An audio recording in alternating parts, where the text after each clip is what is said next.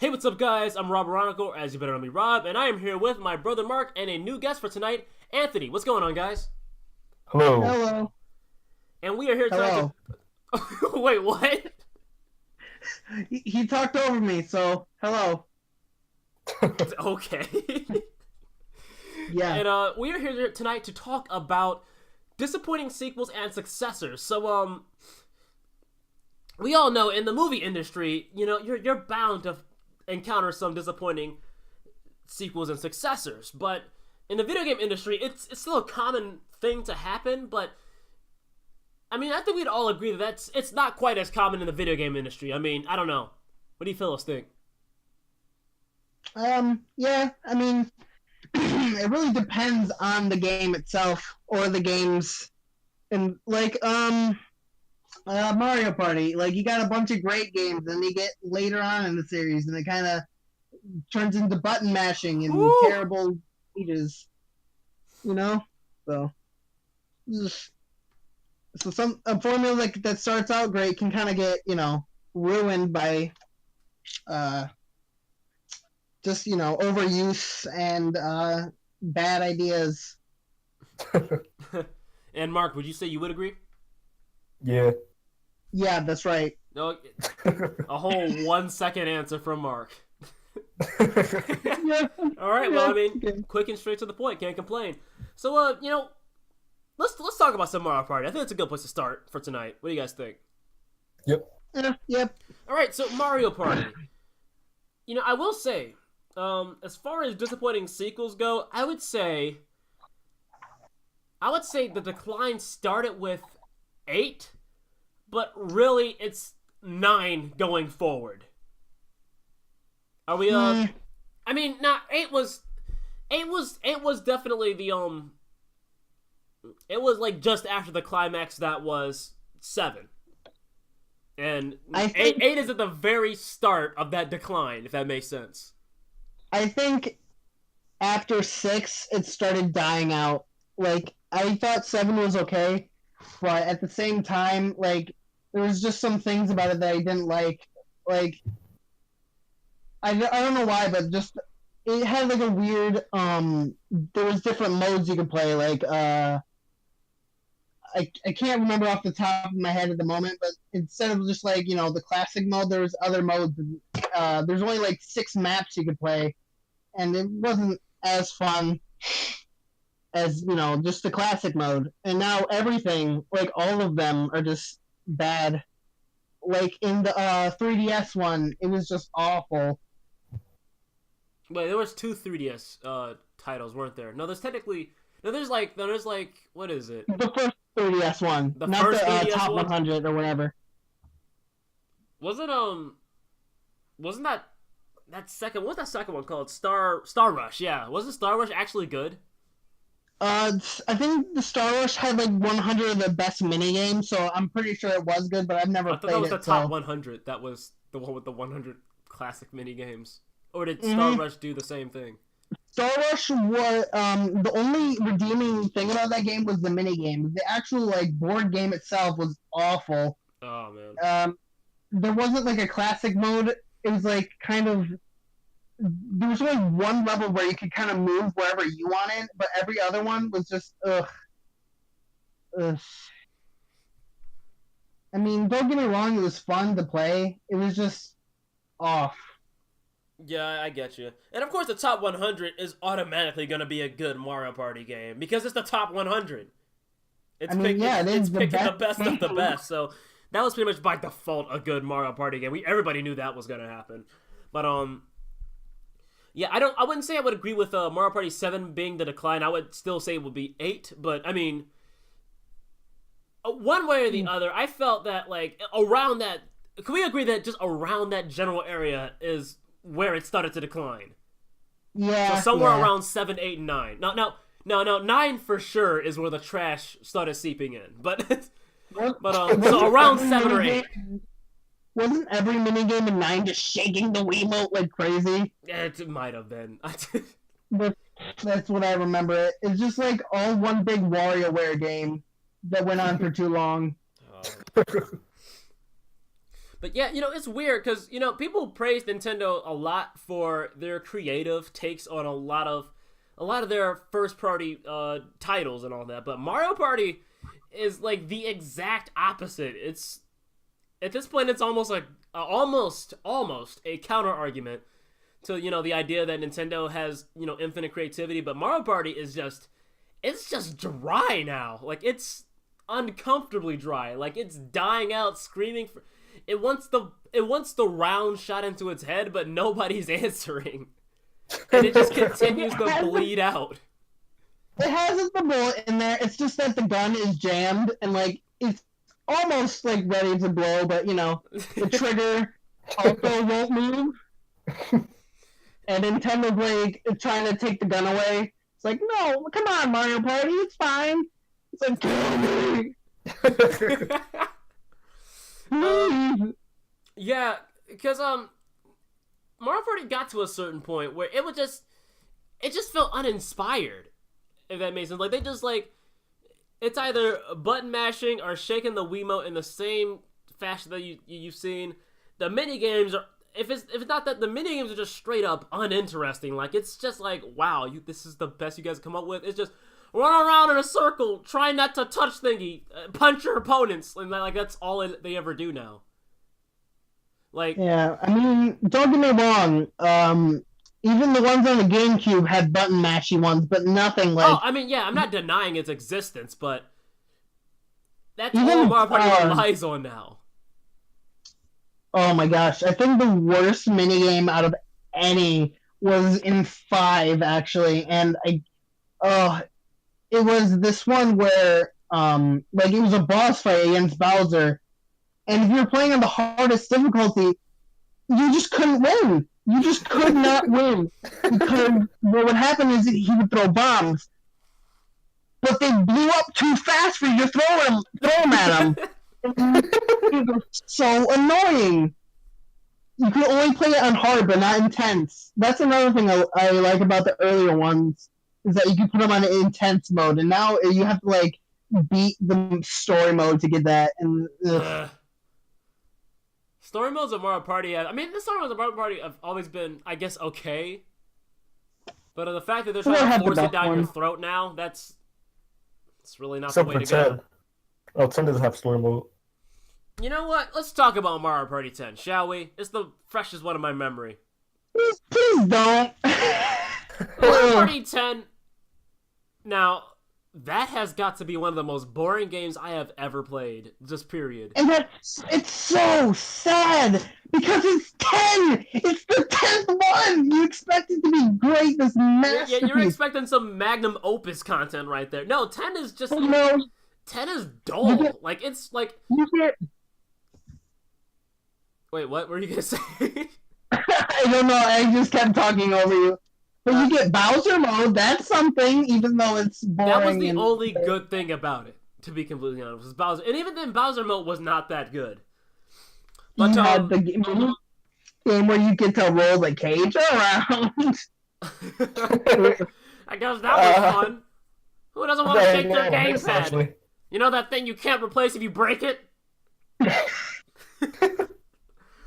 Oh boy, good old Wii U. But yeah, well, for one, it had that stupid, the infamous Mario Party car that everybody has to travel in. Nobody likes that. That was just. You move around. It just makes boards needlessly linear. Like, I tend to be pretty alright with linear gameplay, but Mario Party is the one franchise where linearity in no way, shape, or fashion has any business being there. Linearity does not. Who wants to play a linear board game? Like, come on now. Like, they're just. There's there can be no strategy involved other than, haha, now we're going the way I want to go. Like, that's. It just feels like this big band of pettiness that's just going around amongst everybody playing the game. Like, you know what? I want to go that way. Like, what? Okay. I mean, Mario Party was petty in the first place, but now this is just like. No, it's Mario Party. You have Mario Party petty, and then you just have petty. Yeah. There's a difference. Yeah. Mario Party petty is good. Petty is bad. That's not that good. It's terrible. And I will say the only good thing about 8 was that you could play as a Hammer brother for no reason at all. I kind of liked 8, although 8 had one super linear board on there, but I would say I still liked 8. But after 8, I don't care. Like, I just don't. Like, Unrelated, but... after 8, it was just like, there was just no more fun to be had. I'm sorry, what were you going to say? Do you remember, there was a minigame in 8, like, you were on a motorcycle and you had to get to the end? I don't know why I just remember that. But there was, like, thwomps and a whole bunch of unplayable characters, and that made me really annoyed. Like, super annoyed that, like, I want to play as a thwomp. Remember how, you know how more engaging this game could be? Yeah, no, it's not gonna happen. Yeah, that's what, I mean, I would definitely say, though, like, 8 is where you can start feel the trash starting to build up. Excuse me. Yeah, I would definitely say 8 is where it starts to get a little questionable. And Trash starts to get stanky. Teams have to start moving together in 8 as well. Oh no! Yeah, I don't remember that. Yeah, because when you were in teams, you had to move. I mean, well, that isn't as bad as having all 4 players together, but I mean, it'd still be nice, in other Mario Party games where you could form teams and you and your member, your partner, could go around the board, work with each other to try to just basically rig the board, and that was awesome. You can't really do that anymore. You gotta move together. One thing I did like actually in that game was the new, was it candies or capsules? I can't remember. Either or, but they had really weird ones. Yeah, candies. They had really weird ones, like the Empire, and that's the thing I did like about the earlier ones is how you can get really cool mess with your friend items. Yeah, candies are basically nerfed capsules. I really didn't like that. Yeah. 7 had 6 or 7 had character specific ones, which kind of made me because you could pick an overpowered one that had a really good one. There was actually a meta to Mario Party, and which, yeah, a Mario Party meta. Go figure. But yeah, Mario Party, it's got some issues to say the least, and isn't that a case where there's one disappointing sequel successor? There's multiple disappointing Mario Party games at this point, and they won't give up. Nintendo will not stop, and it's driving us nuts. On a side note, I liked Mario Party DS. I thought Mario Party DS was very good. Me too. I liked that one a lot. It was really fun. It's old school Mario Party, but with a DS control scheme. And you know what? The mini games are very creative and they're very fun. That vacuum minigame always haunts me to this day. Which minigame? the vacuum one, because no matter what, RNG always screwed me over, and at the last moment, I got hit by a button and died. That minigame was kind of difficult, actually. Ugh. You could start tripping over each other and tripping over the buttons and get sucked into the vacuum. Yeah, it was something else. I think that was actually my second Mario Party game besides 5. Really now? Mm-hmm. That and I had 4 for a little bit and 6. I've played the other ones over the years. But yeah. Okay.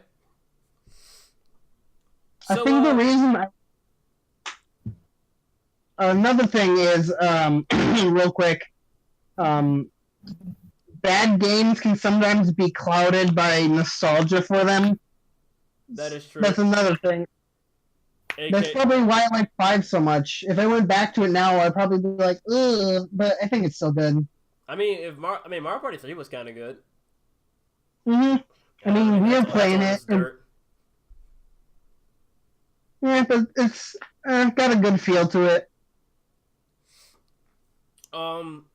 I think as far as age goes, and with certain games, I feel that with Mario Party games, not Mario Party games, excuse me. NES games I feel are probably the biggest offenders when it comes to games that honestly kind of suck that are clouded by nostalgia. Yeah. Like, to be 100%, it is not because the NES is just old and it's got, like a whole, 4 buttons on it or something. I mean, it's not that. I don't care about that. I like playing Game Boy Color games and those have 4 buttons on them. But it's just the fact that the NES just has so many bad video game philosophies around them. This isn't a case of, like just a bad video game sequels, but I mean, I guess as far as the video game industry goes, I don't think then again, the video game industry really wasn't that good in Generations 1 or 2 either. And NES was... Yeah, Generations 1 through 3 kind of suck. I'm sorry. This Super Nintendo is honestly where I felt it got really good. Because that's when everybody realized that a lot of philosophies that they had in, in the NES era were not that good, to be completely honest. And yes, the Game Boy Color is amazing, Mr. Assassin. I agree with that. And Super NES is yes, it is. I agree with that, Keon. Both really great Nintendo systems. If you ask me, the Game Boy Color was very short lived, but in its short life, man, they had some really good games that came out on it. And one thing's for sure, I would say as a successor to the Game Boy Color is an amazing step up, especially since near the end of his life cycle, when you got a lot of very high detailed Game Boy Color games, some with stunningly high quality in them, such as Mega Man Extreme. I don't even know how they pulled off Mega Man Extreme. I mean, it's borderline SNES with what they pulled off with that one. They got it down pat pretty good, to say the least. But getting back on track here with disappointing sequels and successors. So I think we're all good with Mario Party. We've had our good little our good discussion. Good little discussion on that. Good little hate party on Mario Party. So Clever. I think just moving on to another game that I would consider a disappointing sequel or successor. I would probably say, and I know people are probably going to kill me for this, but I honestly think that Half-Life 2 is a disappointing... The Half-Life 2 series, if you will, is a disappointing successor to the Half-Life 1 series. I don't really have much merit in here. I haven't played it, so I don't really know. I can't really contribute much to it.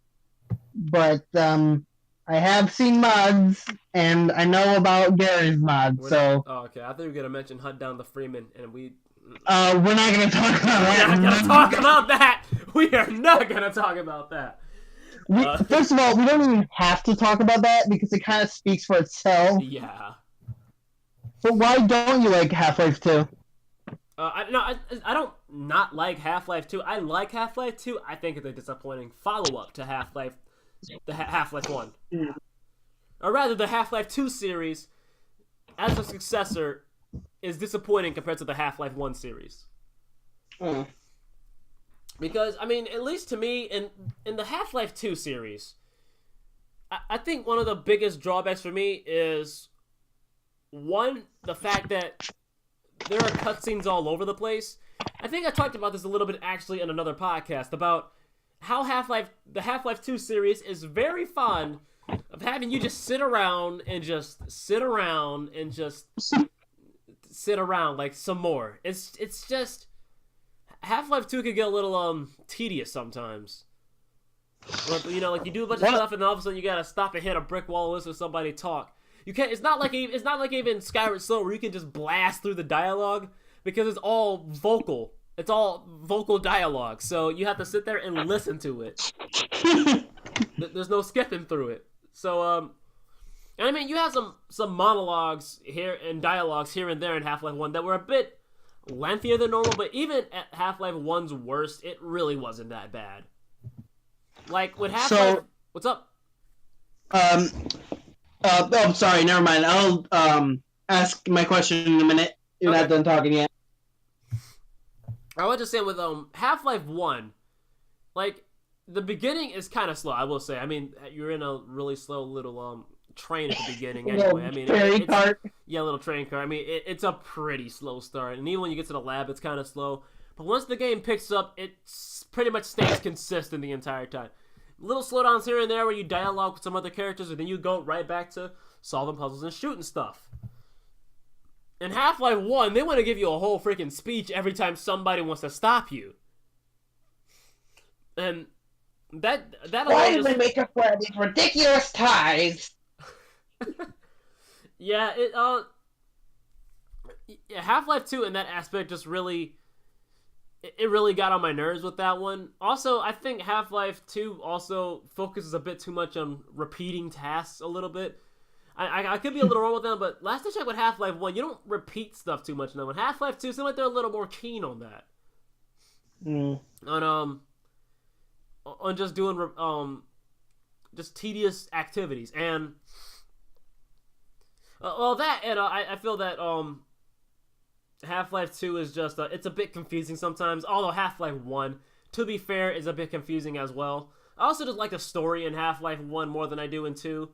Because Half-Life 1 is about a government experiment going wrong, and the government's like, oh shoot, and they're sending in a bunch of Marines to just basically wipe out the entire place and not let the rest of the world know about what happened in New Mexico.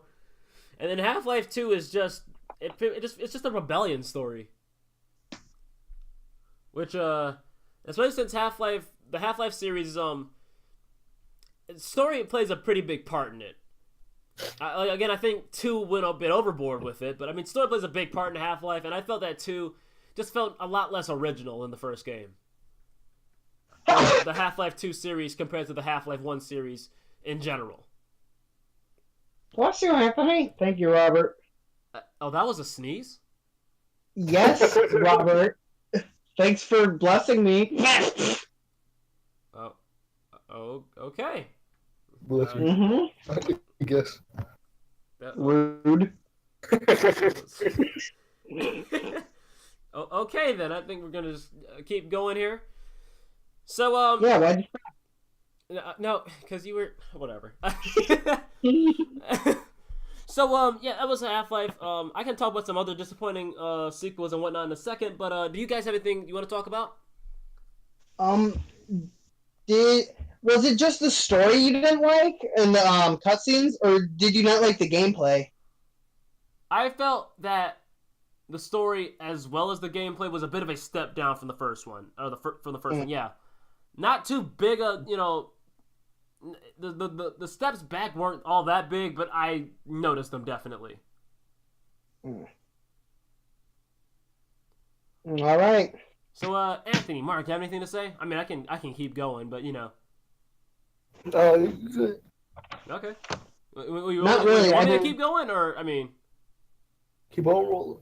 All right. Keep on going if you want. So, let's talk about some Legend of Zelda for a second, and no, not Breath of the Wild, because let's be honest, Zelda's got some shortcomings here and there. That's what happens with any franchise that has been going on for 19 games. I mean, it's just gonna happen. So, Zelda. So, I would say, again, with the sequels and successors, I wouldn't say that just because your sequel or successor is disappointing means that your game is bad. It's just, I just felt it fell a bit short of the previous game or games. That just happens sometimes. So, we can just start with an easy one right here. A Link Between Worlds. Close. So, with A Link Between Worlds, it had a bit of it. It had a couple issues. So, for one, I didn't mind that it wanted to take heavy inspiration from the SNES era of The Legend of Zelda. That's perfectly fine. There is no problem with that whatsoever. But the issue kind of stems up from the fact that you realize that they copy and paste a lot from A Link to the Past. Isn't it just... I thought the entire game was just a copy and paste, besides the whole main mechanic of, becoming a painting. No, I wouldn't say like a 100% copy and paste, but yeah, it gets kind of close. I might have exaggerated a little bit, but you know what I mean. Because, I mean, well, for one, the overworld was... Now, that is copy and paste. They made such slight... They made, like... If you play A Link to the Past, and you haven't... If you play A Link to the Past, and you have not played A Link Between Worlds, A Link Between Worlds just slightly tweaks the Link to the Past overworld to just be more convenient, but other than that, it is an exact copy and paste that's disturbing. Like pretty much everything is in place. Like everything you would see in A Link to the Past, you would see in A Link Between Worlds. And that's another issue too.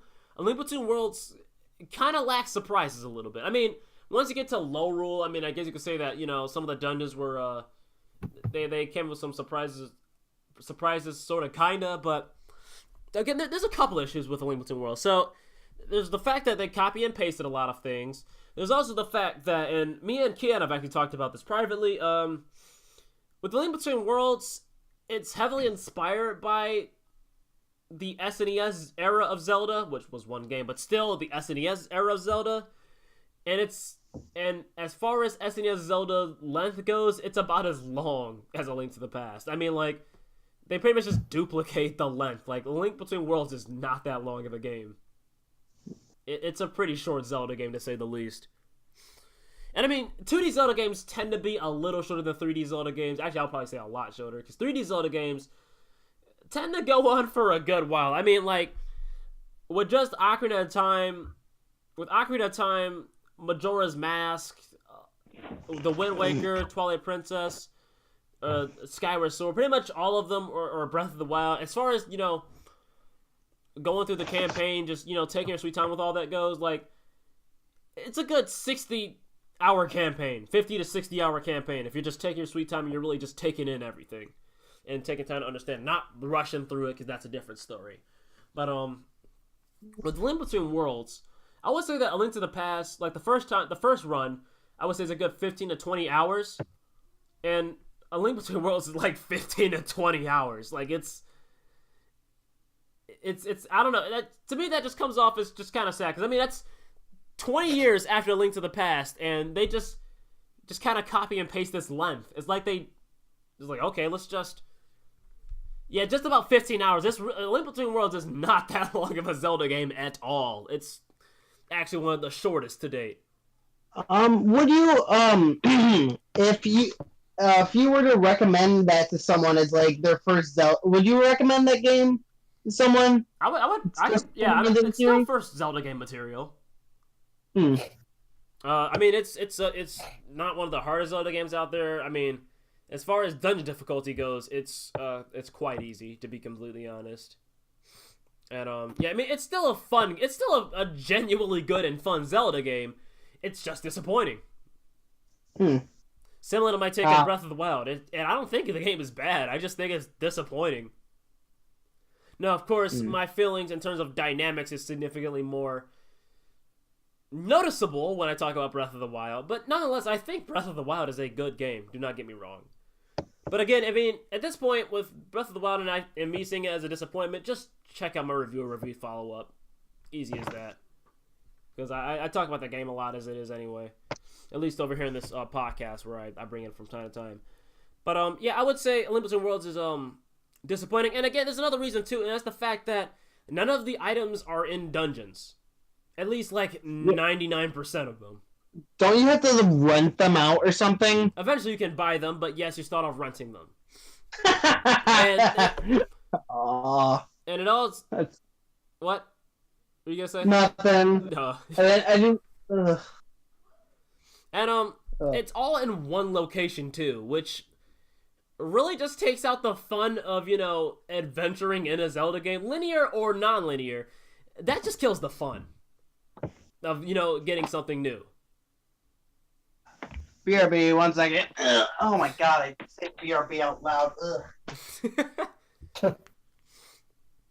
Yeah, you know, actually, weirdly enough, when I first played Link Between Worlds, I actually died quite a bit in it. Then again, I died quite a bit in pretty much every Zelda game at that time, so take that how you will. But I mean, I would say that the hero mode is genuinely hard, but yeah, I would say probably. But again, playing it these days, yeah, it's not all that hard to die in that game. Link to the Past, you can expect to die in Link to the Past a couple times actually.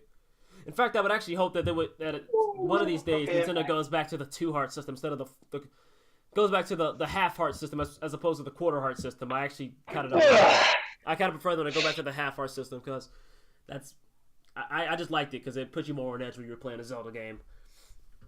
But yeah. So there was that, and the thing with A Link to the Past and Link Between Worlds, I mean, even the way A Link Between Worlds kind of wraps up, it's very similar to Link to the Past. It starts off similar to A Link to the Past. It ends similar to A Link to the Past with how everything wraps up. I mean, of course, you know, with Zelda, Link kills whoever the main antagonist of that game is, and, you know, he gets the girl. You but mean I mean, Ganon? I mean, it, again, is not in every Zelda game. But what do you mean he's the villain? you have a lot to learn, Anthony. But Yeah, like Zelda has to fight Ganon. You gotta save Link. That's Right, an you gotta early save- you 2000s gotta joke. I'm save- sorry. I am sorry. Anthony, just Ugh, that's gross. stop. I am sorry. It's okay. That was- You're all right. So anyway, hold on. Just please stop talking. I'm getting tired tonight. All right. Like, my brain is already scattered. Just let me think, please. But so there was also the fact with The Link Between Worlds that you know, just kind of it starts and it kind of just ends similar to Link to the Past. I'm like, wow, this is actually kind of similar because I mean, with Zelda games, yeah, they all follow a similar format, but they don't all do it the same way. That's the thing. And Link Between Worlds just kind of replicates it. It's like it just takes what a link to the Past set in terms of, you know, like how it starts and ends, and it just slightly alters it, really, to be completely honest. But it's super similar. And yeah, I mean, that's just kind of it. It's it just did too. The fact that it tried to stay so close, to a degree, not in every aspect, but the fact that in a lot of aspects it tried to stay really close to A Link to the Past, for one that just came off as lazy, to be completely honest. I'd rather them just make an original, a more original Zelda game rather than trying to tap into my nostalgia, because I see right through that every single time.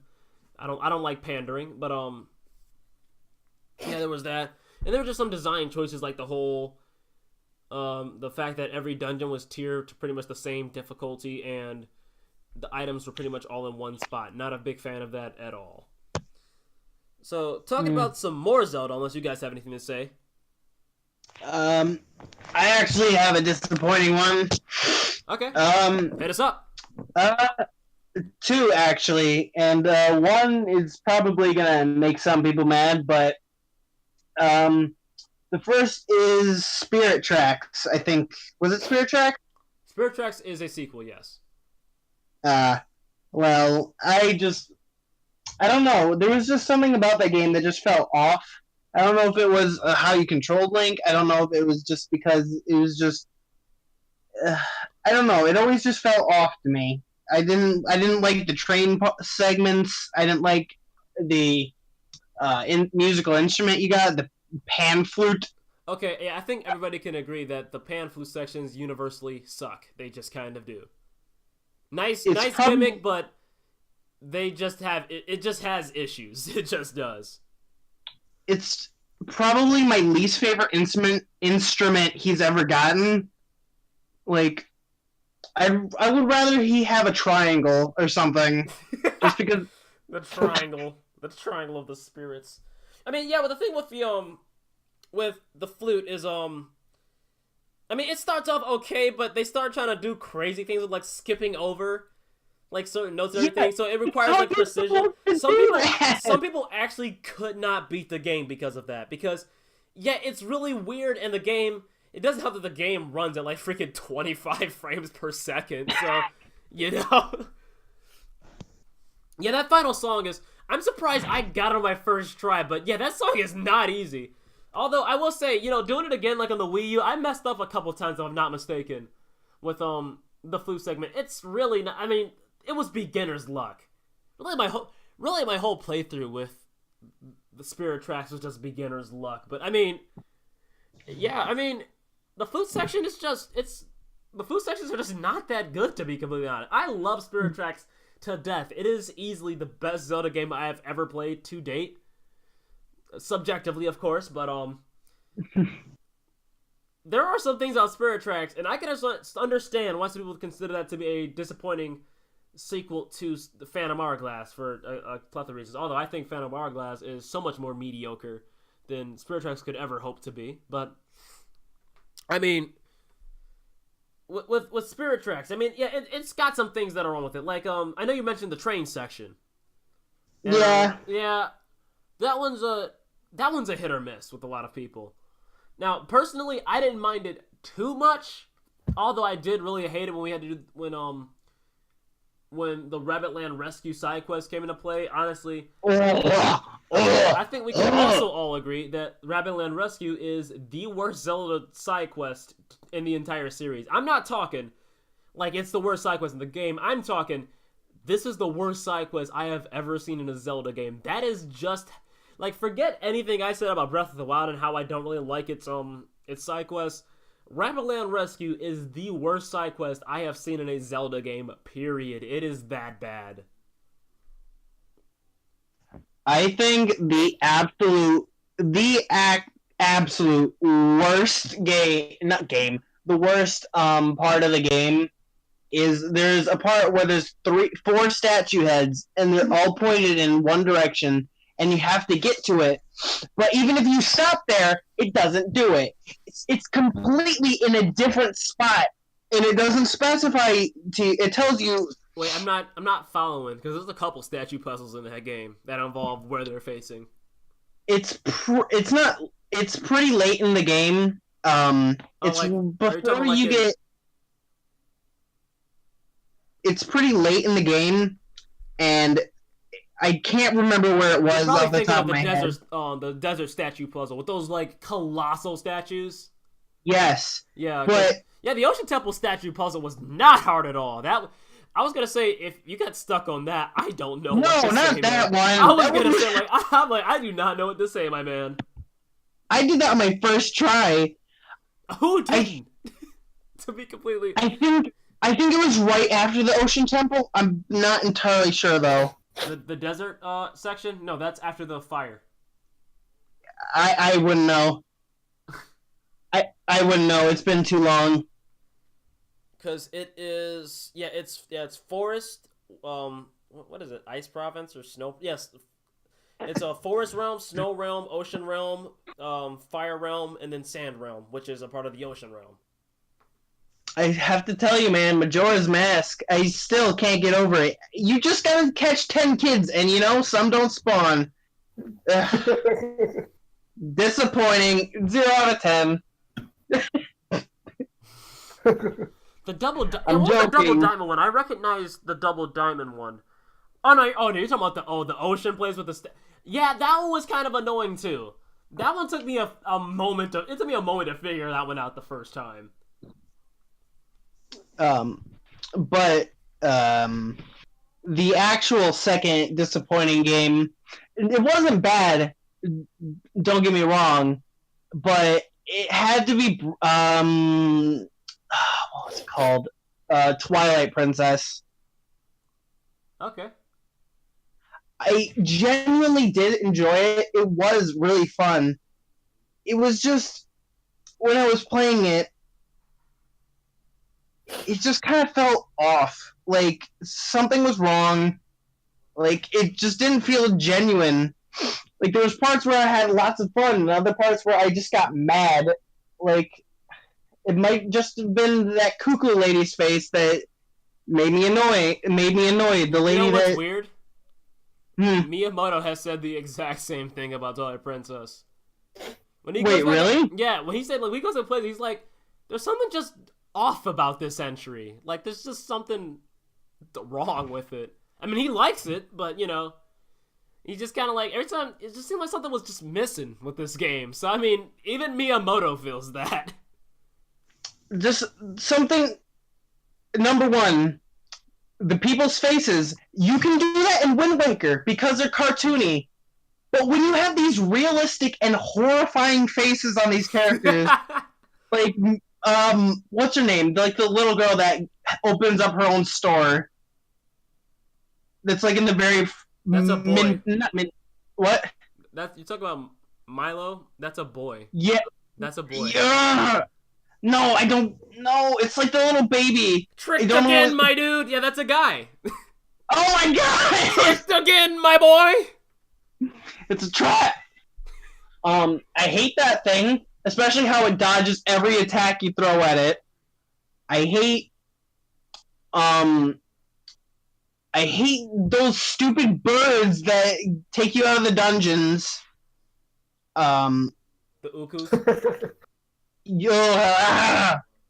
But there are a lot of things I do like about the game. It's not bad. It's just weird. Like I do like the fighting. The mechanics of the game are cool. I really love the items you get, like the ball and chain that doesn't make any sense because it wouldn't physically work.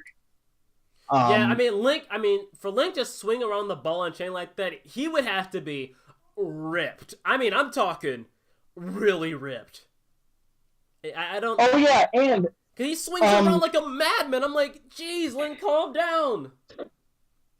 Also, his backpack, whatever he carries that stuff in is a black hole because he can just infinitely carry everything. Anthony, that's every Zelda game, just period. Yeah. The only. No, not even Breath of the Wild gets away with that, because it's still nonsense, like the sheer amount of things that Link can carry in that game. So, yeah, that's every Zelda game. Oh, yeah. You want to know what the actual most disappointing thing about the game is? What's that? I physically could never beat the game because at some point, when you go back to Hyrule Castle, or whatever it's called, and Midna breaks the shield or whatever it gets. It's been a while, so I don't remember exactly what's happening. And you start the dungeon. My disc was scratched, so I could never beat the game. I never got through. I could never beat it. And, like, I was, like, 12, so I'm like, is it done? Did I beat the game? And I could never beat it. I win! And the worst part is there's like 4 to 6 hours of game left, and I'm like, yeah, I'm done. When you get to that point, you're in the last quarter of the game. I beat it. I win. That had to be the worst, man. Oh my! I tried so many times to get it to work, but it never did. Why didn't you just get another copy and just continue the game? Because I was a little child, and the only way we got it was we went out and like got it off of eBay, along with like Smash Melee, which I thought I was good at before I seen that people play it competitively. I'm like, I thought I was good at Kirby. Oh my gosh, man. What? So I actually have my fair share of things to say about Twilight Princess, because I also do think it is a bit of a letdown in terms of a Zelda game. Now, again, I still think it's fun though. Like, I do like the lantern mechanic, and like, I do like it. No, I mean, yeah, I'm not saying Twilight Princess is bad. It's a good. All 3D Zelda games, all the 3D Zelda games we have gotten so far are all good in one way or the other. But with Twilight Princess, and I think some people said this too. I think Twilight Princess, for one, I think it is too empty for a Zelda game. Now, yeah, you have the Wind Waker, and the ocean and all that. But the Wind Waker was huge, and second, there was plenty of content in the Wind Waker, despite the because see, the thing is, you can have a big and open-ended game, but I think it's the content. Whatever you get out of exploring that big open, because you have a big open and even somewhat empty place, but if you've got plenty of content here and there, stuff that genuinely contributes to your overall experience in terms of getting better, getting stronger, and all that, and it's all good and worthwhile, and you have to put out effort for it, I would say the game wouldn't be empty. I would say the game has plenty to do in it. Despite that. But the problem with Twilight Princess is that there just really isn't that much going on with it. Honestly, just period. It doesn't really feel like there's much really going on with it. And, there was, Ocarina of Time. People say, well, what about Ocarina of Time's overworld? Well, one, I disagree that every location didn't have anything to do in it. I think that Ocarina of Time has... Ocarina of Time has 16 plus side quests, in the game. So I think that's pretty good for an N64 game as well. Well, that and Ocarina of Time is... Well, it's just that it's an N64 game. It can only do so much. See, the thing with Twilight Princess is that Twilight Princess is 42 times bigger than Ocarina of Time. Meaning that it has... Is that a real estimate, or... From about an overall, hardware space standpoint, or hardware space standpoint. That's a really weird number. I thought you just pulled that off the top of your head. No, I was actually looking it up one time. I mean, it's in the 40. It's in the 40 times something bigger range essentially. Oh But wow, that's actually kind of interesting. The most accurate for what I've seen. But it's about 42 times bigger than Ocarina of Time. And I mean, the thing is, one, that's a lot more space, meaning that, Ocarina of Time, I thought did a decent job for an N64 game. Compensating for everything. I will say that I do think that Majora's Mask did a better job of compensating for the overall content you get into it. And in fact, I would say that if it weren't for the fact that Majora's Mask main campaign was, honestly, I think Majora's Mask main campaign is kind of mediocre. It's got some good moments in it, but I mean, what do you mean main campaign? Is there different ones? What do you mean main quest? Oh, all right. Sorry. The A to B, if you will. All right. Not the A1, A2, A3. I mean, we're just talking A to B.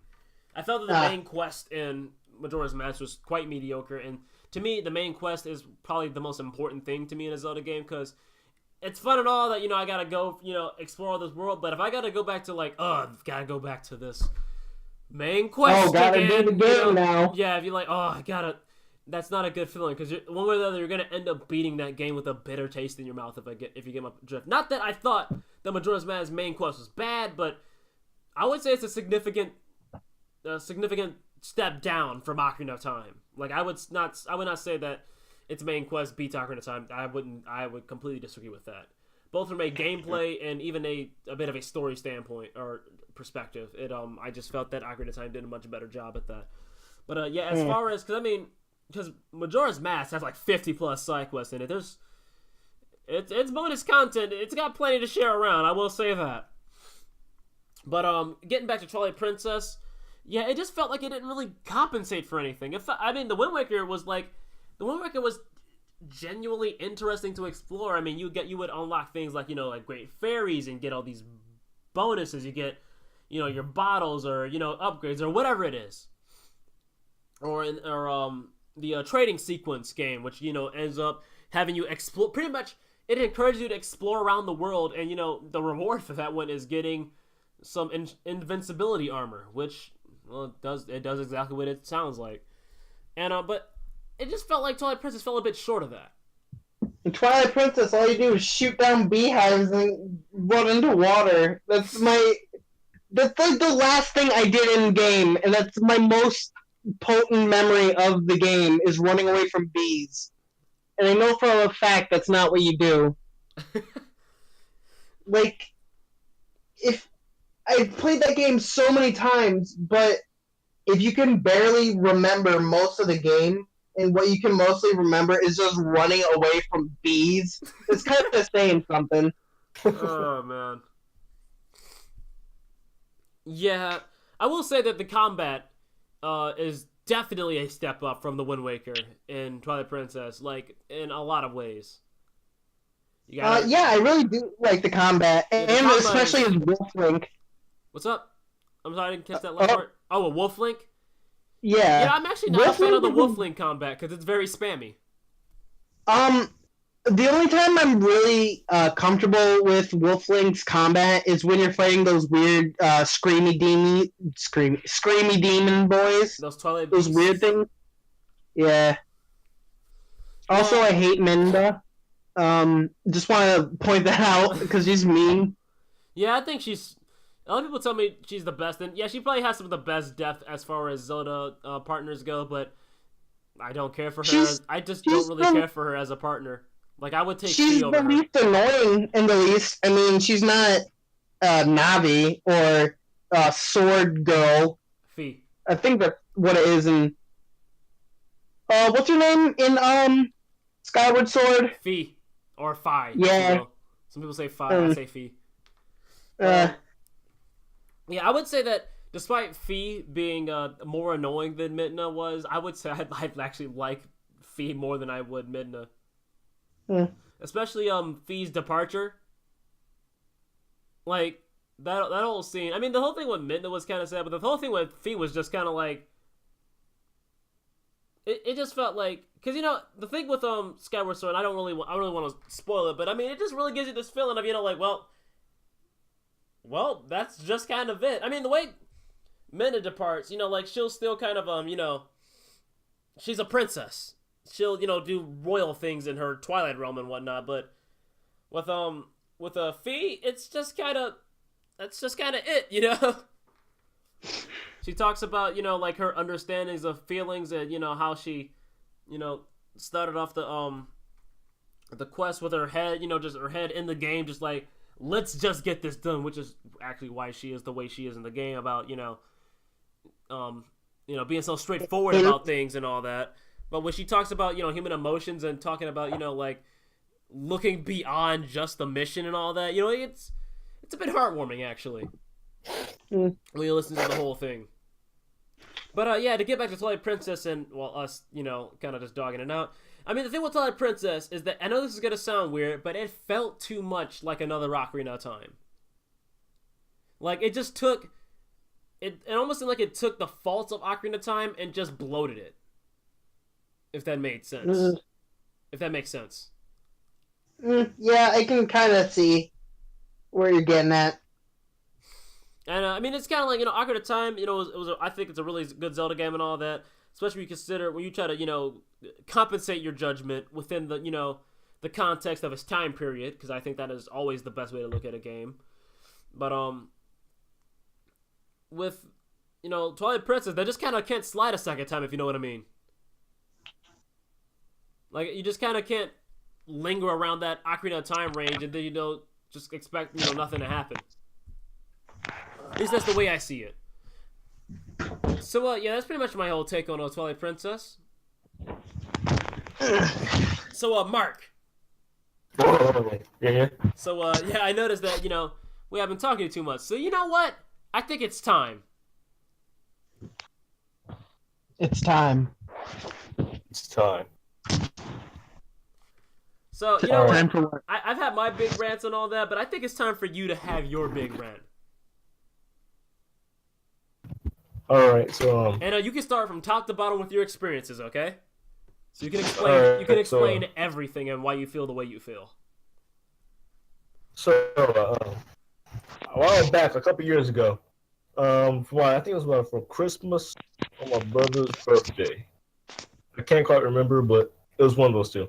And we got a game called Fossil Fighters. It came in a 3-game pack for like these random games for us to play. I ended up playing. I didn't take a liking to Fossil Fighters. I mean, most people probably wouldn't like the game because they're like, "Oh, this is a Pokemon ripoff." But me, I don't care as long as it's fun to me. I enjoyed the game a lot actually. So I ended up eventually beating the game after struggling to find some old man that kept killing me. But yeah, so it was pretty fun. And I moved on to another game called Wildfire Champions, the sequel. I enjoyed the game so much. Like the original game story was pretty good because like it had a lot of twists in it, but the second game story was like, "Ooh, this is good."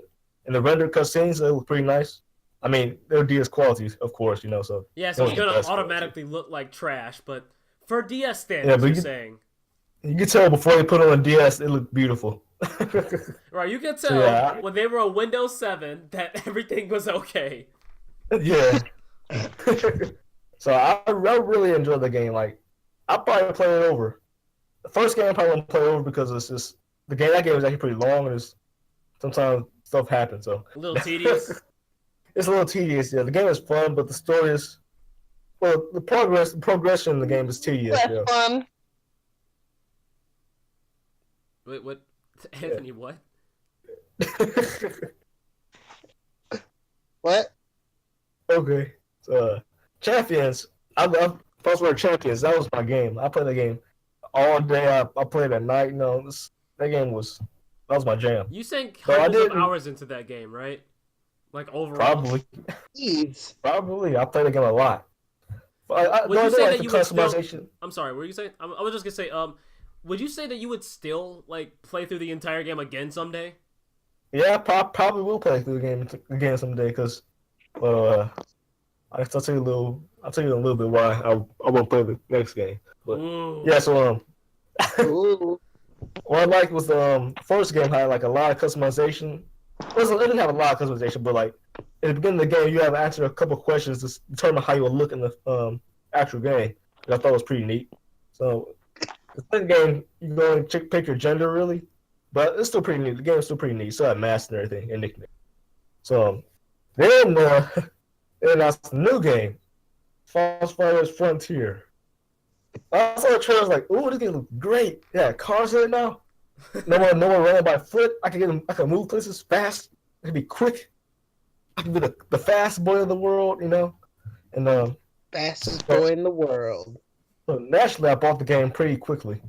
I didn't say I bought. I don't think I bought it the week it came out, but probably like a month after it came out. So I didn't take too Wow, long you were buying it. pumped So. for that game. Yeah, I love the Champions game. False Fighters Champions. That was my game right there. So, all right, let's move on to False Fighters Frontiers. This is great. I don't know if the boy band sing the theme though, but it was great. So, so I moved on to play the game. It started off pretty nicely. Like, oh yeah, though you couldn't pick your gender or you couldn't pick how you will look. So that's looking like about that. I'm more about customization than video games. That's my favorite thing about video games. Customization, really. And so yeah, I moved on to customization junkie in a game, man. yeah. Like I can look how I want to look. Like if I can't look how I want to look, I'm gonna be kind of upset. So Jeez, man. yeah, so that's my favorite. Both my favorite parts of the game. So I saw a new game like, maybe this will be all right. So okay, so the story of the game was like, you know how. Anything okay, man? Sorry. What? No. What are you mumbling to yourself for? I don't know. Sorry, just having a crisis over here. We're all tired. All right, Mark, keep going. Yeah. I know you got like 15 minutes to go, so you know. Take your time. Yeah, the beginning of the game, it was pretty neat. Like, all right, okay, it's the beginning of the game. Story started off slow. Like, all right, I went to the story picked up. The story starts picking up a little bit. All right, okay, this is still all right. It's not the best, but it's all right. But when we got to the gameplay, Whoa. Okay, so Mark. Okay, so the previous games, you got your fossils by running out in the field and mining. You have a little song on the top screen and tell you where the fossils are nearby or close or underneath you. And you mine, so you get like valuable fossils or just decent fossils. Like so, it was kind of like random until you got better sonars and it'll tell you a lot better stuff later on. But it's kind of random. And if you find a fossil, you have to fight somebody. They might fight you if it's valuable. I use them to kick in the butts, but you know. So we got the False Fighters Frontier, False Fighters 3. The way of the mine was you had to drive in the car. You couldn't get out the vehicle because I guess that's just how the game ran. But you had to drive by next to like a wall, really. And when you drive into the wall, you have to activate like a mini game kind of thing. So you mine the fossil out of like a rock, and depending on how well you mine it, depending on how good your fossil bones will be. So you know how good your strong your dinosaur will be. Right. You want to explain the whole fossil system? Okay, so yeah, the fossil system is like I think like 4 or 5 bones. I think it's 4 bones. The legs, I think the body, the head, I think the arms. Fossil bones. That's like the body parts of a fossil or a dinosaur, really. Oh, so do you put them together? Yeah. So like, if you get like the head, you get you automatically get the fossil. But as you mine on later on, you get arms, legs, body. So that can increase the. I think I might have actually played that before. Yeah, the games were good, and like the more bones you get, the stronger or the more abilities you will get, and the more effective your team will be. And you get the point to get red bones, gold bones, all kind of other colored bones, which were stronger because of the color. Sometimes they have little jewels or diamonds in them. It'd be pretty neat. And you would limit them for some reason. I don't know why you're limited to dig out a pearl or bones, but I guess that's how it ran for some reason. Whatever. Okay. Yeah, I don't know why you're limited. So yeah, like a little drill and a little hammer. Depending on how strong your hammer was, depending on how strong the impact of like okay, so the hammer is like kind of like a spread attack, really. spread way to dig. For the And cleaning a drill's like a fossil. more, for cleaning the fossil. And a drill's like a more concentrated way to dig. Yeah, so I use those. Don't use the strong hammer right away because you're gonna end up wrecking your fossil if you do that all the time.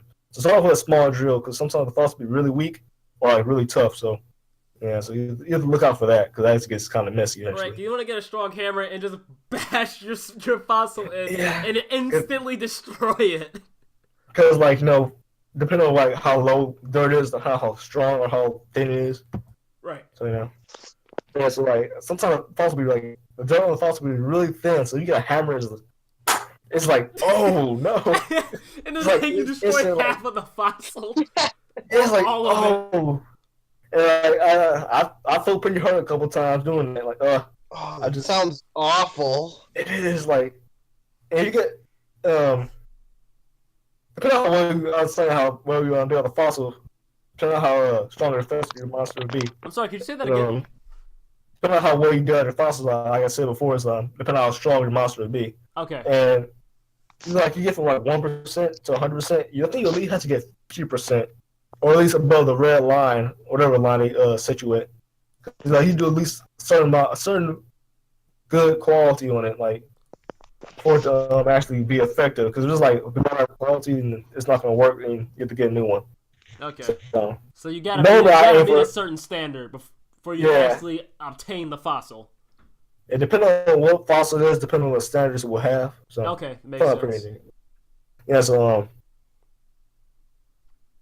crap, what was I gonna say? I don't know. What were you gonna say? I having a moment right now. Either way, also about digging the fossils out. Your car comes equipped with a drill and a saw, not saw, but a drill and a hammer. And Frontier? Frontier. The old game used ran up to like a plot in the ground and just dug it out. So okay. But Frontier, your vehicle with a hammer and a drill. So I thought pretty like, oh yeah, that's pretty cool. And they got like different hammers you can put on there. Like, oh yeah, that's neat. Okay. But it changed like you only put certain vehicles, but certain tools on your car before it gets too heavy and it can't carry out. Which makes sense. Like, okay, that makes sense. So what you dig is you drive up to like near a wall, a plot in the wall, and you start digging. Really, you actually make the mini game. Start trying to get the clothes you need to get. The thing that I found neat about this game is it has run around like rogue fossils or rogue dinosaurs that run around and attack you. Oh, that's pretty neat. But it's not neat when you're digging in the plot in the wall. It is not. It's not neat, yeah. And you're digging in the wall, and a dinosaur comes by like, let's fight, and then you can't do anything about it. So it's like, ugh. Hey, wait a minute! You're digging up my cousin. Yeah, and everything you did on that fossil cleaning, it's all lost. So you can be cleaning this fossil. Second away. You can be cleaning this fossil flawlessly, and it's like, hey, that's my mom, and then like you just lose it. Yes, you could be passing and like so much like that dinosaur interacts with you, it's over. You can't like. It's like, oh my goodness, that's depressing, really. Like you can be a second away, but if he catches up to you, you gotta fight him, and you lose the fossil. And it's like, oh my goodness. So you can lose. You can be perfect at the game and still lose to it because of RNG. Yes. Wow. Because for some reason it runs in real time. I do not know why. You clean in real time. Yeah, but in other games, like everything pauses when you clean, but this game, real time, I guess. Yeah. So That seems so weird. Why would you want to do a mini game in real time? I don't know.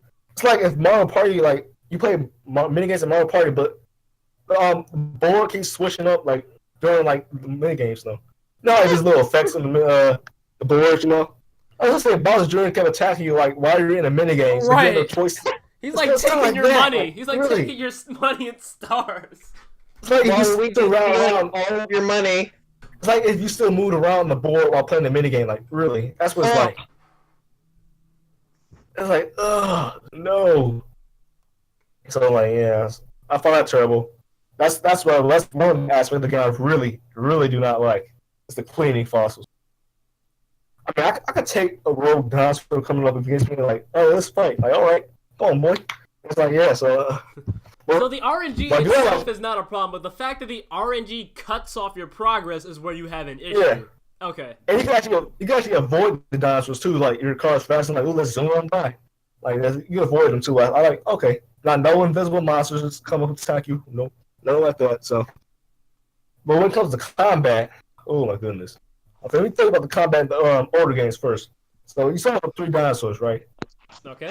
And you have to gain a certain amount of points to use as an attack or healing for your team, whatever. And as you build these points by waiting your turn or using a special attack or special ability for your team, you gain points because attacks cost the points, really. It costs points to do. Attacks cost points? Oh, like action points. Yeah, like kind of action points. I get it. Okay. And if you I say my points for this round, you just wait your turn, or wait out that turn and have them attack, and then you have double the points how much you had before, whatever. So you can stack your action points to do stronger moves. And wait, real quick, this is the older one, right? Not the newer one? The older one. It's still worse than the new ones too, but this one, I'm mainly talking about the older ones because the gameplay mechanics is a little different. So you have 3 fossils you can fight with. You could crap. I'm having a moment. You were talking about 3. What are they called? Vivosaurs? Yeah, Vivosaurs. Or Vivosaurs. I'll come down to because it's easier to say. Yeah, it just is. Yeah, so they can have a team with 3 different Vivosaurs. It'd be water, fire, whatever. Okay. They all attack at the same time, which I thought was pretty neat. Well, it just but you can attack one time per dinosaur per turn, you know. Right. It's Right. like, so okay, you don't yeah. just like go slamming the enemy. Yeah, you don't just go banana slamming on them. Jeez, banana slam. Yeah, so after you wait your turn, the opponent attacks. So it's kind of like turn-based, really. Yeah, so no awning like Donkey Kong is what I'm getting. Yeah, no on like Donkey Kong. Okay. But in the new game, they decided to put teammates in. Like, all right, let's see how these teammates work. Because in the first 2 games, you control all 3 dinosaurs, but in the second game, you can only control 1 dinosaur, and the other 2 dinosaurs are your teammates. Because teammates, like a Metopia, kind of like that, but except it's not good. Oh boy. Seriously, my throat's getting dry. I'm not used to talk this much. Oh, okay. Ugh. It's all good, man. Yeah. I just need to drink a little water. All right, I'm better now. All right, sweet. So, they put teammates in the game, which gonna help you out. They give you little abilities, like little modifiers you add to your attacks or something like that. Okay. I thought it was pretty neat. Like, oh yeah, you can heal your teammates up or yourself up. That's like, oh yeah. That's pretty neat. But your teammates. All right, your teammates. All right, so you attack. You do like smart attack. You heal yourself up. The enemy's like destroying your teammates. Hey, Mark, go back a bit. Anthony, dude, stop fighting a storm. I'm sorry, I have to let my dog out. Shut up. Jeez. Okay. All right, that's pretty neat. Okay, go back a little bit, Mark. All right, so I will. Keep going, Mark. all right, so I went to the teammates. And the teammates are like they're kind of RNG kind of because they really don't think really right. Right, Kind of do whatever. Yeah, so all right, so they pick things to do instead of you picking. Say you decide all things all the dinosaurs do. The things you share points this time. You guys all share points, which I don't like. Because sometimes they do like a extremely powerful attack that doesn't, not powerful attack, but point that costs a lot of points, and it really doesn't do anything. And, that's right, because you had separate action points in the first 2 games. Okay. Yeah, but this time you have teammates in this game. You all share the same points, which I think is terrible. It seems like it's annoying, but it seems like a bit of an understandable balance choice, but it seems like it wouldn't be too bad. Yeah, but the thing is, your teammates. What I really hate about your teammates. Oh my goodness, they pick the dumbest things to do. Like really, Alright, okay, so I was saying about your enemy, you're turning into your teammates. Like, like get hit by one more attack, I'm gonna die. And so like, alright, heal yourself up. What they do? Let's do like a weak attack. Maybe this will do a little bit. Like, let me hit you with that. Let me hit you with that 19 damage. There's that little flick. Then do more something. And so like, dude, stop! You're supposed to heal yourself up. And it's hurting me because I can't bring out other dinosaurs. I'm only sword with the one dinosaur I have, or the other sword rather. And they're killing themselves off. And like, eventually gets to the point I'm by myself. Like, I'm all alone. I'm all alone now. Like, ugh, what can I do? Like, there's only 2 other enemy dinosaurs left, and they're still pretty high damage, high power. So I have a little health left, like, oh my goodness. So I'm trying to like pull up attack on them, but they end up double teaming me because my teammates. Right, because your teammates are dead. They're dead because they picked the dumbest things to do. And they kill themselves like they barely even hurt. Oh man! Oh, they got a paper cut. Better just drink an entire potion, man. It's a large one too. Kind of worked. In this case, they don't drink potions, but excuse me. In this case, they keep wasting their healing. Yeah, they feel like a high tier healing ability or something. When like they get the smallest cut.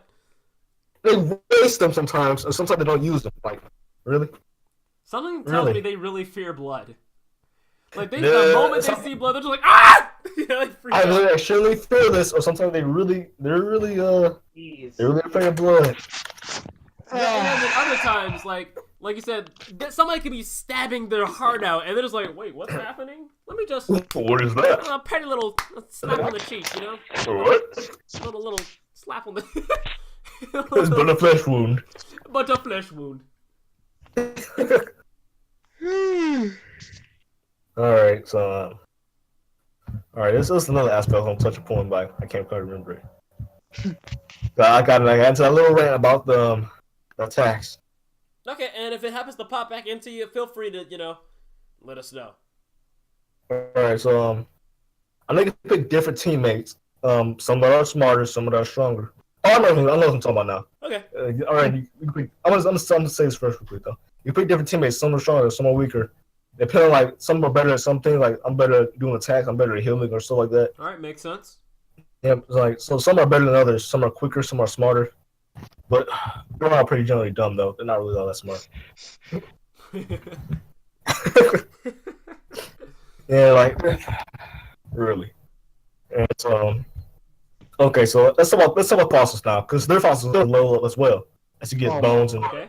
I gotta go. Everyone's texting me. Everyone wants me to play Roblox, so I guess I'm gonna go play Roblox. You sure? Never had a guest just drop out early before. I'm sorry. You'll be the first. Everyone's spamming me. You sure? Are you sure? You know what? No, I'm just gonna screw them over. I'll wait for them. You know Alright. Just gonna say, Shut man. up, okay?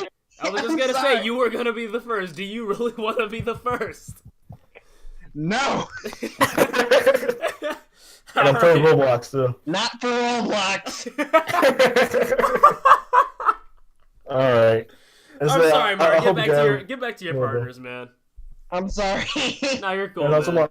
And you end up requesting smarter teammates, and other teammates are better than other things too. But the thing was, you have to upgrade their fossils too, because their fossils aren't that strong. Okay. Even the head honchos of the place, like sometimes you go, because there's like 3 areas. There's 3 areas that have like head honchos, like the big boss. This is like a Japanese area and there's like an American area. It's a place like that. Pretty neat. So like, but the head honchos, even the head honchos, they're just as dumb as like the other people. Like really. Like I said, I just sound like a little schoolmate. Like, oh yeah, this guy's gonna be pretty dumb. He's a schoolmate. But like the big boss of the whole area who runs like the whole place, he is like because naturally they're a little smarter, but right. I don't know, they're pretty weak and pretty dumb. So all the lower classmen and all that, so they're all like, and the head honchos are just like, like they're just slightly more powerful. Yeah. They're just a little more effective. Yeah, like the big fella's like, ooh, and the little fella's like, ah. It's like kind of like that. Right. One you can tell that one is slightly stronger than the other, but you can tell that all together they just aren't that good. Yeah. And meanwhile, the player's like, Right. So you like, mean oh my goodness. the main character is just you? Yeah. And So everybody's a freaking Toby, while you're like a freaking Chad McKillgun or something like that. yeah. Chad McKillgun. Okay. Okay. So I'm gonna touch on the fact that I actually could not pass a part of the game because my team is so dumb and it's so weak that I can literally not pass a part of the game until I go back and Wow. like grind like painfully. Ugh. So it isn't even your skills. The game just Yeah. won't let you win. Because they're too dumb. Like I find like a big boss. This guy's strong. Like his little buddies on the side. I'm like, I could do this if I had my dinosaurs. So I was saying you have to get back to get your teammates' dinosaurs stronger. You have to mine. Right. But it's kind of a grind fest because you have to go on a big old wild goose chase to go find these little bones. Shut up, dog. Get. And you go find these little bones, and sometimes sometimes dinosaurs interrupt you. Sometimes like you actually ask your teammate to mine their own bones. All right, go mine your own bones. But the thing is, they barely know what tools are. So does nothing work in that game? I don't know. I don't think anything does work in the game. I still haven't beat the game to this day. I bought the game like I think it was 1 or 2 years ago. It's like a 2014 game or something. Yeah, so I bought that game a while back. 2014, It just sounds 2013. painful. Yeah, might have been back in 13. Hold on, here, I'll Google it for you, alright? Alright, so yeah, I know about it a while back. And you question them mind their own bones. Chances are you're gonna get like a 61% or 70%. 2014. 2014? Okay, yeah, I February bought it 27th. okay, I bought it back then. What console was it for? Or what was it for? The 3DS. Because they're all DS games. So yeah. Dang, let's see, right here, it's got a 57% on Metacritic. I mean, I don't really pay attention to Metacritic, but 57? 57%, that's not good at all. However, on Common Sense Media, which, you know, they're like the uptight parents that don't like anything, they gave it a 4 out of 5. Yep, that's probably about. Oh wait, no! I said 4 out of 5. No! I got 4%. Like, okay, 4%, yeah, but 4 out of 5. Whoa, no! Oh man, no. That game was highly not recommended by me. Just saying, but that's an 80%. That's a B. I don't think you would give this game a B. I mean, just saying. Trust me, if it was anything lower than an F, I would give it that. So oh, man, wow, that's deep. Yeah, I do not enjoy this game at all. And I take it you never plan to beat it. Man, yeah, I don't even know. I kind of want to go, and I kind of like, no. That's kind of depressing, man. Yeah, I love the first 2 games. Yeah, the first game, you love it. The second game, you're like, whoa, this is one of the best games I've ever played. The third game, wow, this is exactly what I didn't want in the sequel. Like, yes, everything that could have went wrong. Oh, and don't even talk about. Don't even get started on the way dinosaurs look. The way dinosaurs look? The way dinosaurs look. I think about this is just the estimate. I know some of the dinosaurs in the previous game were recolors each other, which that's just like okay. That happens. Naturally, some that happens. But I think about roughly, if I had to make an estimate, I say about 40% of the monsters are like recolors of each other, if not a little more, probably like 50. Whoa! Who brought Breath of the Wild in here? Half the monsters look exactly like each other, just slightly different colors. Or just, ooh, I'm yellow, ooh, I'm red. So it's just I'm this, but I'm that. Yeah, but like at least the color scheme like the real past games, like ooh, 2 different color swaps like that. It was like, ooh, this one's just a red tint. Actually, no, that's more. Tint. It's more I'm that, but I'm this rather. Yeah, and then it's hard to even tell what monster does what because they look all pretty regular. They look too similar. Yeah. So I know they bought. Oh, what you say? Oh, Mr. Regular on me, Mark. They might as well be him. I mean, they might as well be him. Yeah. Ugh. Yeah. I mean, they bought back a T-Rex from like the previous games, which is like, oh, that's pretty neat. But other than that, like, Wow. Ugh. Yeah, because I remember the dinosaurs looking rather distinct in the Monster Hunter, the Fossil Fighter games before. I mean, like, because even with really plain looking dinosaurs like the Megalo, that gray one, like it stood out because it was, you know, it didn't so really, creepy. it didn't look. Yeah, it was, well, one, it was terrifying. The second, But that was my dude though. yeah, the Megalo. Because I've actually played a bit of Fossil Fighters a bit myself, for all of you listening, and I remember the Megalo and how that was a freaking dope dinosaur, man. It's like he looked like he didn't know a lick of anything, but wow, could that dinosaur hit? Call that stupid but strong dude. Yeah, he's like, ugh! But better not make him mad though, cause like, ugh! You know, he's like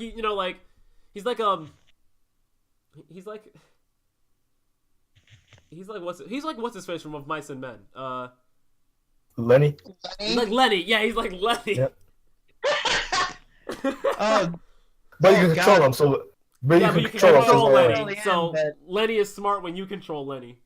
If my teammates were, it'd be just like Lenny. So yeah. They're Lenny's, hopefully but they're weak. like Lenny. Yeah, they'd be weak. They won't be strong.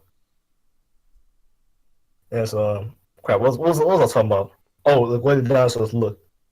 And like the first game, I was able to get an alien as a dinosaur. I'm like, wow, this is pretty cool. I got like a space alien from outer space. You know, as I said, space alien, so I'm pretty sure it's from outer space. You got a space dinosaur is what you're telling me. Yeah, I got a freaking alien to be my part of my team. So I felt so strong after that. The second game, I got a skeleton. I got skeletons to be like teammates. Like, oh, that's pretty sweet. So you got dinosaurs from space, and you got the undead on your side. Yes, it's like, oh my goodness, like zombies. I know, like I'm letting them down. Yeah, so it was amazing. I had zombies on my team. Aliens, zombies. This game, I got like a scientific experiment as my dinosaur. I'm like, oh, That's not as cool. That's just not as cool. It says this dinosaur, he actually appears like out of battle and out of like stuff like that. So it's like he's not supposed to be there. He's supposed to be there, but he's the only dinosaur that really actually shows up like that. Oh, okay. He's apparently he's your little buddy, I guess. I don't know. It's midnight. Ooh, It is midnight. Just wanted to tell you. I'm sorry for keeping up this long, you know. No, we've been up longer before, much longer. Trust me, this is nothing. Oh, I don't know. It's past my bedtime. Don't be weak, Anthony. Come on, Mark's telling his story. All right, Mark for once has been talking for like more than 20 minutes. All right, just let him do his thing. This. Hey, Mark, continue. You were talking about calling me, and B, who? Roblox is calling me. No. Anthony, what did we just discuss? Stop the Roblox. Stop the Roblox. Stop the Roblox. Spot the blocks. All right, so I don't know if you remember that. Tell him to wait. Yeah. I know. I'm trying. I'm yelling at them right now. All right, so yeah. When they're done, so you get like a scientific experiment from this weird Dr. Scientist. I don't know, this weird dude. Dr. Science. Doctor. He's a villain. He's a villain though. Yeah, we'll call him Dr. Science. I can't remember his name. Dr. Science. Look at his name. Dr. Science. Yeah, but he's a villain that had like created a scientific experiment that ended up becoming my little buddy. I'm like, okay, that's pretty neat. You got a little dinosaur following around. That can transform into like a bigger dinosaur in battle. Like, oh, that's pretty sweet. All right. But when he's pitted against you and you level him up pretty strong. Wait, they put you up against the one thing you've built up? Yeah, because at one point my little buddy gets captured by Dr. Science, and that was his original dinosaur, so he captured him back. All right. And pit him against me. I'm like, and you this guy beat this leveled dude up. Yeah, because like the longer you play the game, the stronger that dinosaur gets, and he gets bigger and bigger. After that dinosaur got to him, he got so like he has like a large like he's like bigger than like a 3-story building. I'm saying probably Wow. bigger than that. Wow. Yeah, Holy. that's That's okay. a big boy. Who knows? Probably in a 5-story building. He's At he's that really point, that's big. just Monster Really Hunter. big. Like, that's Yeah, just, he's a large scale monster.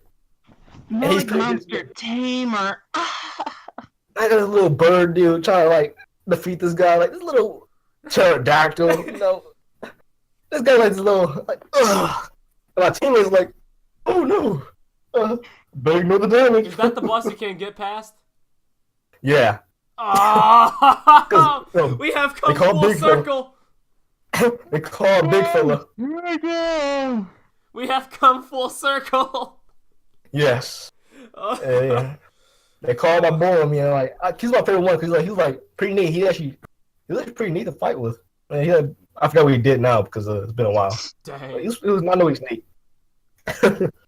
I love to play as like fight with him. I try to level up other characters too, but you know, like I suck with this guy. Yeah, so that's the part that stopped me. They call it Big Fella, and he's like stronger than when I leveled him up, and I can't beat him. Hold on, that sounds like a setup. They give you the best dinosaur in the game, so they know you're gonna use him a lot. A very good dinosaur. You build him up really well because they know that players are gonna do it, and then they take that, whatever you leveled him up to, and they basically have you fight yourself. Yep. But except they take the best of you, and you can't do anything about it. So you're stuck with everything else. Yeah, the enemies Better are smart. game? So That would make sense. that seems like artificial length being added to the game. Mm-hmm. And the thing is, like, the way you get to that boss battle is you have to infiltrate the villain's lair, which I've done, and like there's levels. He crossing these levels to get up to the top, but the way you have to get to the top is like there's like puzzles on each level, but the puzzles on each level are so tedious. They are so tedious. Like, oh, hit this light switch, hit this switch, hit this switch, hit this switch, hit this switch. Trying to get that dinosaur, you get the dinosaur, you have to fight the battle. And like to fight these bunch of battles and like all these puzzles and like, oh, I get to the dinosaur, I found a boss. Not the final boss, but the big boss. Like, oh crap, I can't beat him. But let me go back, all the way back down, try to load my dinosaur up. You come back, you're still not strong enough. Leave, come back, you're still not strong enough. Like, oh my goodness. It's like now every time you go past those puzzles, so you can't just like, ooh, let me just dip out of here real quick and teleport right back to the boss. But you have to go past all those levels. I'm like, no. How many games? No. How many games do you say has a grind setup? Like It's that's actually kind of bad. Like that's really really poor game design. Oh, yeah. You're not supposed to do that. Okay. Yeah. A grind Ugh. setup. Like just think about that. The game is setting itself up to extend itself greatly by baiting you in with a gameplay aspect. That's actually kind of dirty. Yeah, that was really dirty. I don't understand back in the Fast Fighters 1, the original one, I'm saying. It is the old man, the guy can never get past, but you have to go back and grind and get a little stronger, because naturally you're in a tournament, you're supposed to get stronger, right? So, Right. I was trying to, this old man, I couldn't beat him for the longest. I went back and got strong, came back and, ooh, I just annihilated him. Whooped him. He had dinosaur that kept hitting his old team up with no consequence. Like, ugh, Oh, I man. killed that dinosaur. So I came back and grinded and killed him. But this game, you gotta, oh my goodness, But it's the so fact that you painful. built getting up with done. that dinosaur so much because the game encourages that you do so clearly. Yeah, So with that kept in mind, you just end up shooting yourself in the foot, and you end up shooting yourself in the foot without even realizing it. And you're doing it like every time you level them up, yes, and like you don't even know until it's way too late. yep. Jesus. That has got to be one of the worst things I have ever heard. It is painful. Now I have to go find all these bones that are scattered across the large world.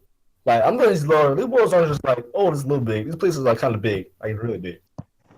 That's Oh, kind of wild goose crappy. chase. That's kind of I crappy. don't know, wild goose chase looking for all these bones scattered across the universe, in different parts of the world, different areas. So I have to go look and look and look. This is not really that fun. Cause there's layers to areas. It's like there's like America, and there's like a couple sub places in America, and like there's like Japan, there's some sub places, you know, Okay, yeah, makes different sense. areas. So you need to go search through all those, trying to find the bones of Venusaur. See how you can level them up. But the thing is, the bones they're pretty hard to find. They're not like the original false fighters. Like, oh, I have to stumble across this one, but you have to really be looking to find like a full set. That game sounds really, really grindy. And It seems like it's grinding. Way. I would say it's probably one of the worst examples of grinding. Like when it gets really bad. Ugh, Yeah. It just sounds like a bad experience. Yeah, because like I said, the previous games kind of like, ooh, Pokemon, I get stronger and stronger, and I get stronger, and I become the big boss of this area. You know, I'm becoming the big Kahuna. You know, Right. Yeah, which that's basically how I ended up being. You know, you end up being Bigfoot at the end of the game. Like, yeah, you know. But this game, you're not Bigfoot. You're not Bigfoot for too long. Right. And you end up socking yourself in the face. You're like, oh. Yeah. It sounds like anything that could have been remotely fun in that game has completely vanished by that point. It's just a dull game. Like even like I know the first two games. The first game had like a soundtrack, and the second game had like some had new songs. It had remastered some of the old songs. Like, oh, that's pretty neat. It's the HD version, the remastered remix. Right. And this game sounds nothing like the original one. Can you redo that sentence? You lagged out. Stuff from where? I just said this game. You were talking about Frontier. The game's music. Oh, okay. This game, Frontier. Yeah, the music sounds nothing like the original older music. I mean, that in itself isn't wrong, but just like the music quality isn't good. That's good. You tell a different team worked on it, and the title screen is sang by a boy band. I'm not a fan of that. So. Boy band. It sounds like it. I mean, dude, it's not good. No. All it was like, ooh. I mean, how many games can you say where you're booting up like Fossil Fighters, a game about dinosaurs and killing each other, and you have the Backstreet Boys that come up and you boot up the game, and then keep in mind, this is 3 entries in at this point. Mm-hmm. Oh, I said, all the previous games like, ooh, it's Fossil Fighters, go get them, champ, you know. This game like, ooh, it's like, yeah, not good. So it's yeah, hey. So that's yeah, that all sums it up. It was not good. So yeah, I still keep False Fighters like False Fighters. Like maybe I'll beat the game one day. I won't bet on it, but I still maybe I had like that one day. I'm not doing anything. That 1 year I'm not doing anything rather. Yeah. So I mean. That was basically all I had to say about False Fighters. It was a big rant. I love False Fighters so much. Like the gameplay, graphics.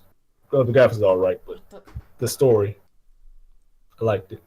I didn't even know you had it in you to talk for that long. I didn't know either.